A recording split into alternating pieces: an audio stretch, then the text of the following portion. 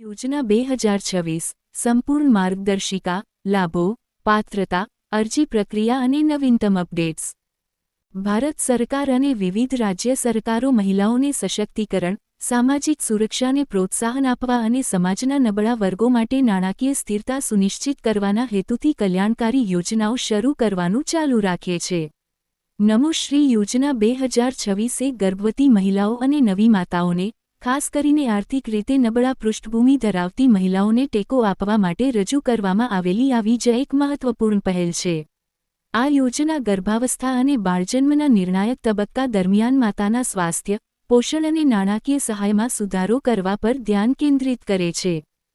આ વિગતવાર લેખમાં, અમે નમો શ્રી યોજના 2026ના લાભો, પાત્રતા માપદંડો, જરૂરી દસ્તાવેજો, અરજી પ્રક્રિયા, ઉદ્દેશ્યો અને વારંવાર પૂછાતા પ્રશ્નોનો સમાવેશ કરીશું, જે તેને સંપૂર્ણ સેલ્ફ-ફ્રેન્ડલી માર્ગદર્શિકા બનાવશે. નમો શ્રી યોજના 2026 શું છે? નમો શ્રી યોજના 2026 એક સરકારી કલ્યાણ યોજના છે જે ગર્ભવતી મહિલાઓ અને સ્તનપાન કરાવતી માતાઓને નાણાકીય સહાય અને આરોગ્ય સંભાળ સહાય પૂરી પાડવા માટે રચાયેલ છે.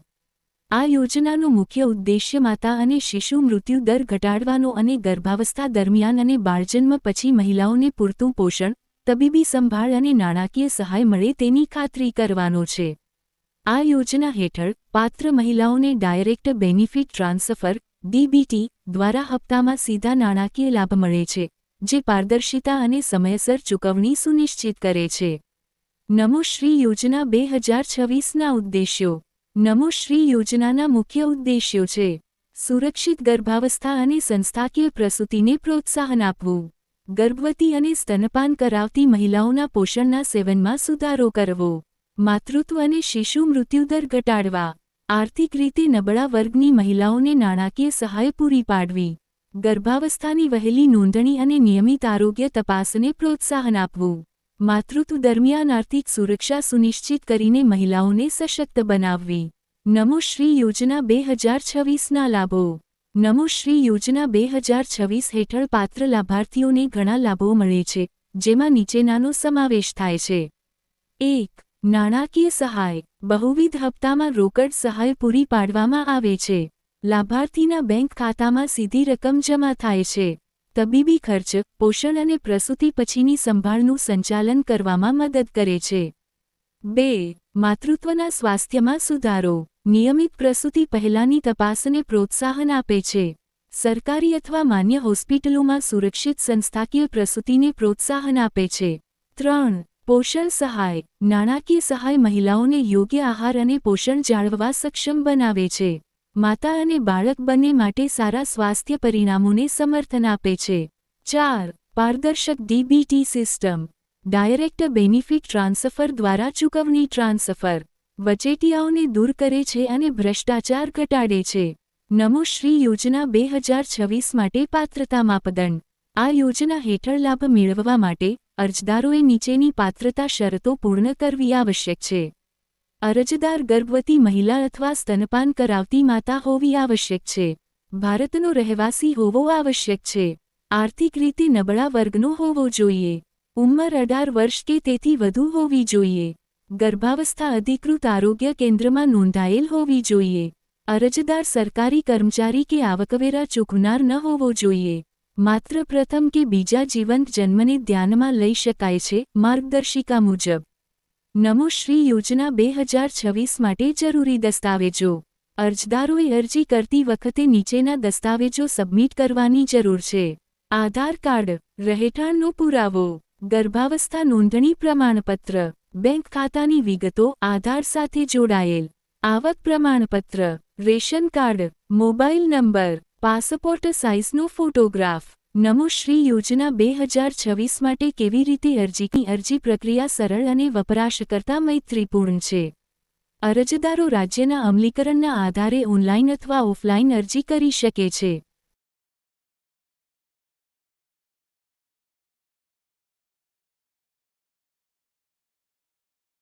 નમો શ્રી યોજના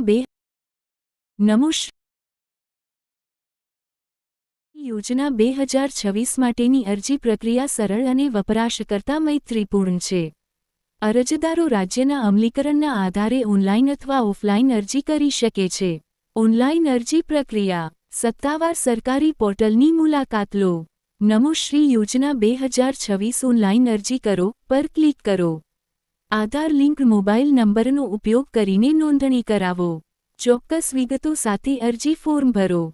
https://mrayojana.gujarat.gov.in/ નમો શ્રી યોજના હેઠળ હપ્તાનું માળખું.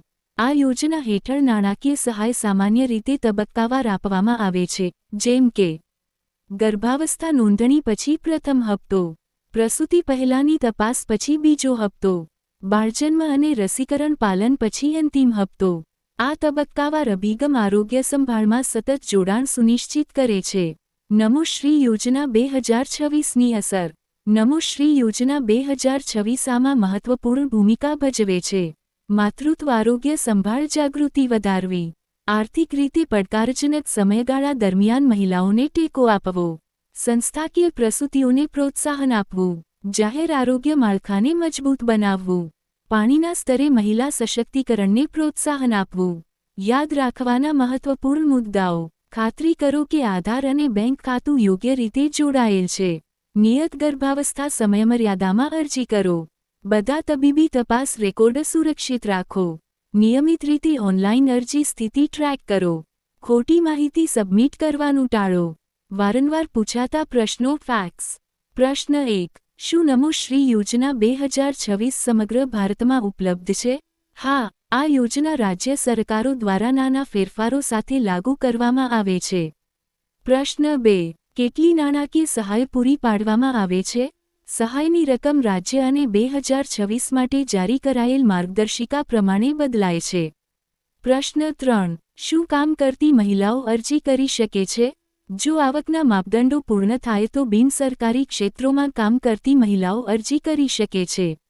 પ્રશ્ન 4. શું આધાર ફરજિયાત છે? હા, ઓળખ ચકાસણી અને ડીબીટી લાભો માટે આધાર ફરજિયાત છે. નિષ્કર્ષ. નમો શ્રી યોજના 2026 એ એક પ્રગતિશીલ અને અસરકારક સરકારી પહેલ છે જેનો ઉદ્દેશ્ય સગર્ભા સ્ત્રીઓ અને નવી માતાઓ માટે સુરક્ષિત માતૃત્વ, નાણાકીય સુરક્ષા અને સુધારેલ આરોગ્ય સંભાળ સુલભતા સુનિશ્ચિત કરવાનો છે. નાણાકીય સહાય, પોષણ જાગૃતિ અને આરોગ્ય સંભાળ સહાયને જોડીને, આ યોજના ભારતમાં મહિલાઓ અને બાળકોના સુખાકારીમાં નોંધપાત્ર ફાળો આપે છે. લાયક લાભાર્થીઓને વહેલી તકે અરજી કરવા, તબીબી માર્ગદર્શિકાનું પાલન કરવા અને માતા અને બાળક બંને માટે સ્વસ્થ ભવિષ્ય સુનિશ્ચિત કરવા માટે યોજનાનો સંપૂર્ણ લાભ લેવા માટે પ્રોત્સાહિત કરવામાં આવે છે.